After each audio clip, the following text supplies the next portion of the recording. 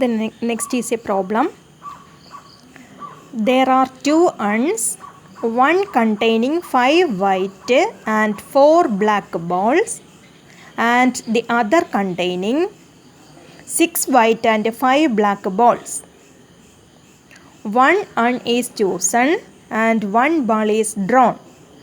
If it is white, what is the probability that the urn selected is the first?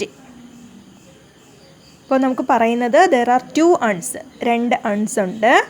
അതിൽ രണ്ടിലും ഫസ്റ്റിൽ 5 വൈറ്റും 4 ബ്ലാക്കുമാണ്, സെക്കൻഡിൽ 6 വൈറ്റും 5 ബ്ലാക്കും ബോൾസുമാണ് ഉള്ളത്. ഒരു അൺ ചൂസ് ചെയ്യുക, അതിൽ നിന്ന് ഒരു ബോൾ എടുക്കുക.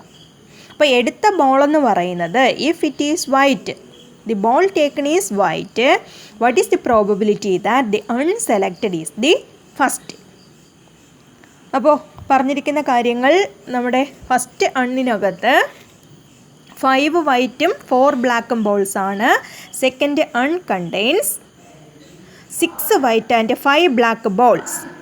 Let A be the event of drawing a white ball. അപ്പോൾ നമ്മൾ ഇവൻ്റ് കൊടുക്കുന്നു. Let A be the event of drawing a white ball. And let B1 be the event of choosing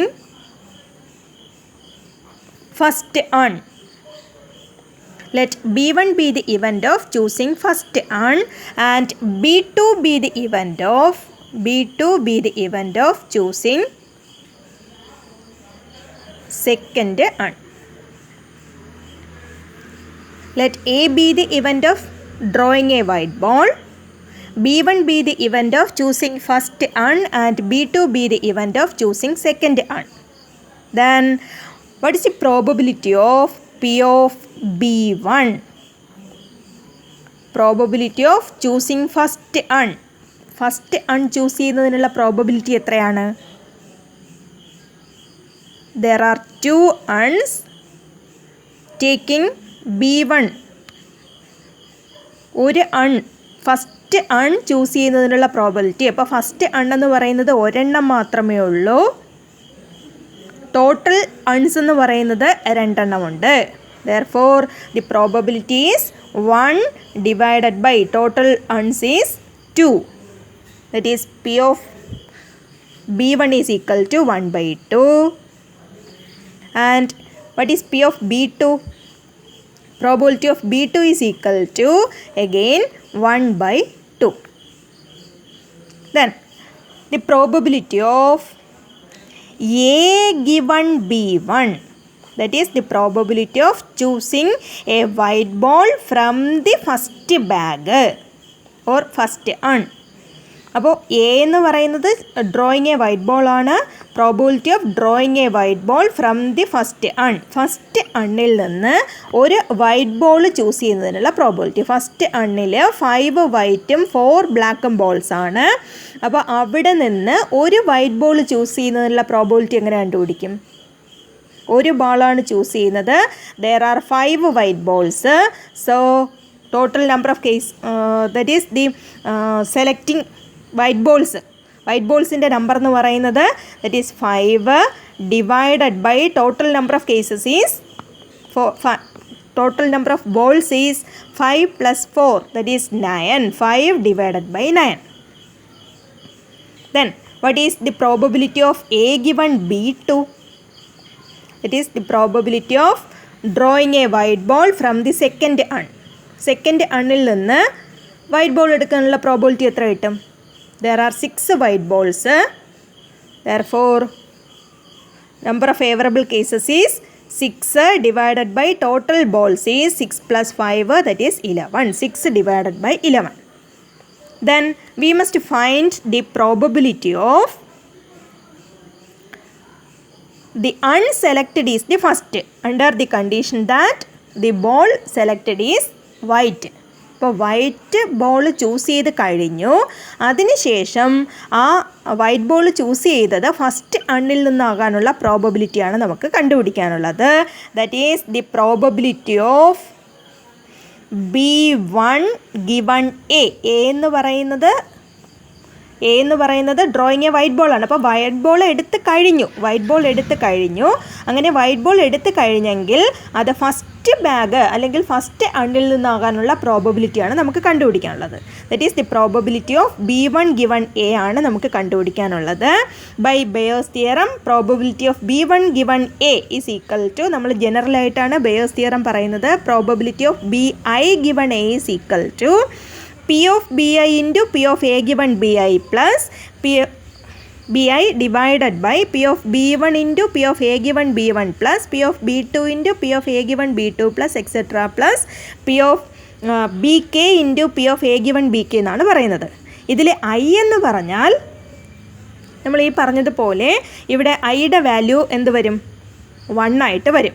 probability of B1 given A is equal to formula probability of B1 ഐയുടെ value 1 ആണ്. So P of B1 into probability of A given B1 divided by P of B1 into P of A given B1 plus P of B2 into P of A given B2. ഇപ്പോൾ 2 അൺസ് മാത്രമേ ഇവിടെ ഉള്ളൂ. ഇനി മൂന്നാമതൊരു അണ്ണും കൂടെ ഉണ്ടായിരുന്നെങ്കിൽ എന്ത് വരും? ഒരു തേർഡ് ടേമും കൂടെ നമുക്ക് വരും. അപ്പോൾ ഇവിടെ 2 ടേംസ് മാത്രമേ വരുള്ളൂ. നമുക്ക് 2 അൺസ് മാത്രമേ ഉള്ളൂ. അതുകൊണ്ട് 2 വാല്യൂസ് മാത്രമേ ഡിനോമിനേറ്ററിൽ വരുള്ളൂ. That is equal to probability of B1ൻ്റെ പ്രോബബിലിറ്റി എന്ന് പറയുന്നത് 1/2. That is equal to 1/2 into probability of A given B1 is 5/9.